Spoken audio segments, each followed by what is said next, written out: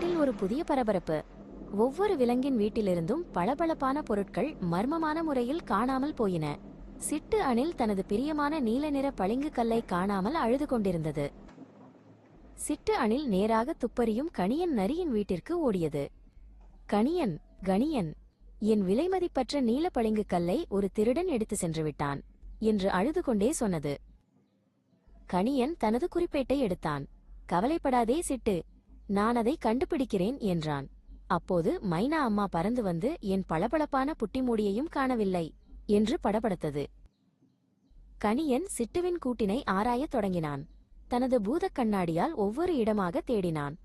ஆஹா, இதோ ஒரு துப்பு என்று கூவியபடி அங்கே சிக்கியிருந்த ஒரு கருப்பு நிற இறகை கண்டெடுத்தான். கணியன் அந்த இறகை கையில் வைத்துக்கொண்டு சிந்தித்தான். கருப்பு இறகுகள், அது காகமாக இருக்கலாம் அல்லது ஒரு குயிலாக இருக்கலாம் என்று தனக்குத்தானே முணுமுணுத்தான். கணியன் காட்டிலுள்ள உயரமான மரங்களை சோதனையிட முடிவு செய்தான்.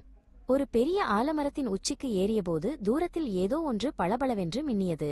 அது ஒரு கூடு, பல பளபளப்பான பொருட்களால் அலங்கரிக்கப்பட்டிருந்தது. கணியன் மெதுவாக அந்த கூட்டின் அருகே சென்றான். அங்கே ஒரு வண்ணாத்தி குருவி திருடப்பட்ட பொருட்களை வைத்து தன் கூட்டினை மகிழ்ச்சியாக அலங்கரித்துக் கொண்டிருந்தது. சிட்டுவின் நீலப்பளிங்குக்கல் அதன் கூட்டின் நடுவே அழகாக பதிக்கப்பட்டிருந்தது. வண்ணாத்தி அவர்களே என்று கணியன் மென்மையாக அழைத்தான். திடுக்கிட்ட குருவி, ஓ துப்பறிவாளரே, நான் ஒளிவிழாவிற்காக என் கூட்டினை அலங்கரிக்கிறேன். என் கூடுதான் எல்லாவற்றையும் விட அழகாக இருக்க வேண்டும் என்று ஆசைப்பட்டேன் என்று வெட்கத்துடன் கூறியது.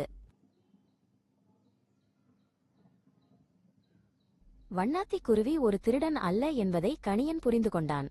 அடுத்தவர் பொருட்களை கேட்காமல் எடுப்பது தவறு என்று அவனுக்கு விளக்கினான்.